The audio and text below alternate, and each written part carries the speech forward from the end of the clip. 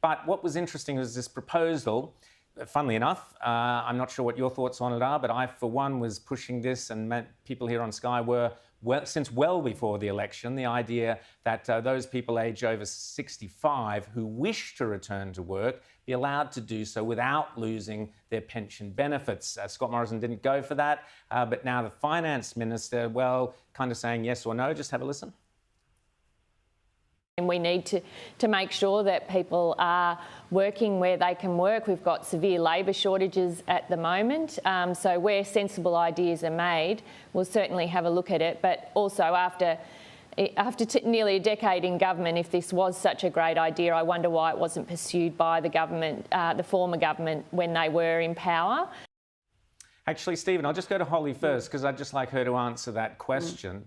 Why did the Morrison government not pursue what's an extremely sensible suggestion? And many people over 65 would love the chance to get back and do some extra work to meet people and so on, but they're penalised for doing so. Hollie? Look, I think it is a great idea. I do agree with it. And I think one of the reasons why it probably didn't come to the fore before the election was coming out of the pandemic, no one expected our unemployment rate to be the lowest in 48 years. And since we're now seeing these desperate labour shortages across the board, people do need to start looking at solutions and looking creatively at how we can fix it. I'd like to see people on the disability support pension to also be able to earn more money. We certainly know some people are capable of working more days than they are, but are very, very scared of losing the pension, because some of them take an awful long time to get the jobs in the first place. So are concerned if they lose the job and have lost their pension, they won't be able to go back. So I think we do need to get creative. I don't think anyone was looking at unemployment figures and continually lowering unemployment figures, and why we need to look at these things now. It's not about looking backwards, it's about looking forwards. But I do think it's a great idea, and it is something that we should look at. Stephen, I'd like your thoughts on that, as well as, I mean, I would argue that if you're going to go down that route, wouldn't you also, as former Senator Wacker-Williams has suggested, if we really want to boost productivity, which is the name of the game, why not lower taxes, for example, on overtime as an incentive to get people to work longer, more productivity? What are your thoughts on this issue, Steve? Well, look, I think, you know, when the facts change, you know, if you stick to an old position, then you're starting to look pretty stupid. And I think the now opposition, then government, and Hollie's just made the point that, you know, the circumstances have substantially changed. We have a crisis right now, and it's probably going to be around for maybe a year or two. So I can see a sort of sunset provision which encourages people who want to come back to work over 65 and not risk losing their pensions or their income streams. So I think that's a very reasonable suggestion and should be considered.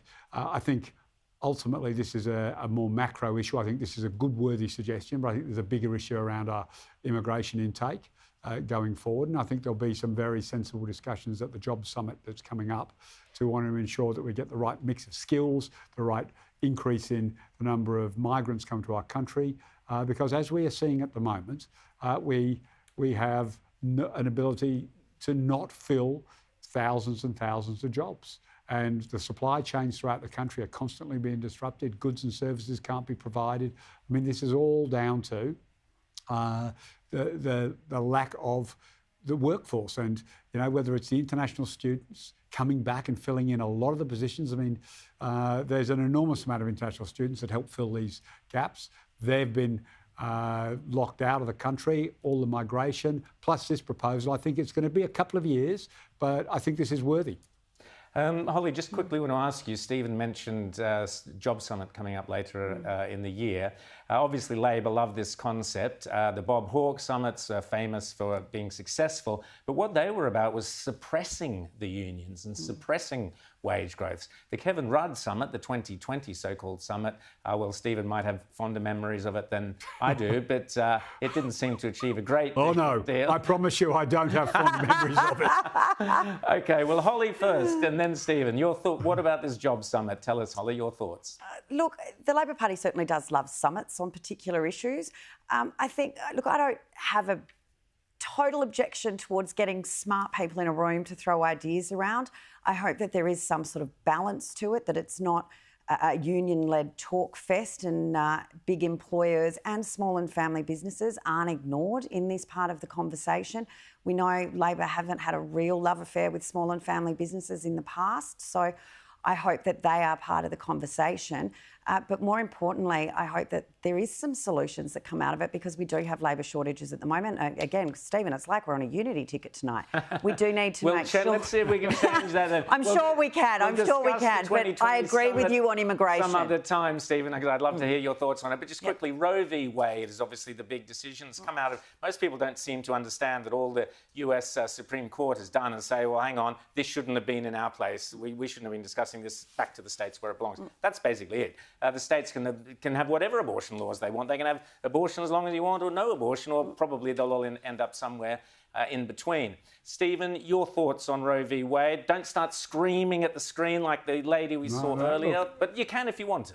Yeah, no, look, a very disappointing decision, because what it allows is states now to ban abortions completely, and they've already indicated they're considering further steps. Some states have already introduced, they have the trigger ready to go. They've dropped it, so abortions are no longer available in a range of states, and more are likely to follow that path. They're also talking about, the people who are behind this, talking about access to contraception, the day after pill, a whole range. But they specifically said they weren't. Only Clarence Thomas has said that. They specifically said they weren't. But you're right.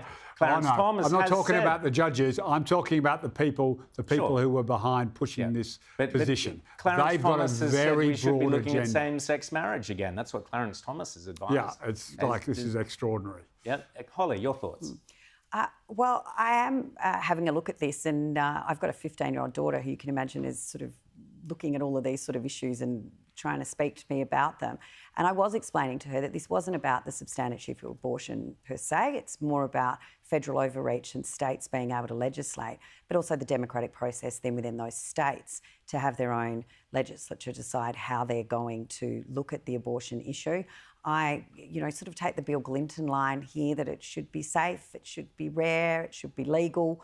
But, I've been interested, amused, the total lack of awareness shown by some people, particularly if you look at the French President Emmanuel Macron came out condemning the decision, whereas this was Dobbs in Mississippi, which allows abortions to be performed up to 15 weeks. In France, it's only recently moved from 12 weeks to 14 weeks. Exactly. So France is actually more restrictive than Mississippi, than the state where this decision has actually emanated from. So I just don't think... The hypocrisy of the left, Hollie. Look, I just don't think we want to go overboard where states... I don't know you can call Macron a lefty. Well, Macron's condemned the decision, yet abortions are more difficult to get in France.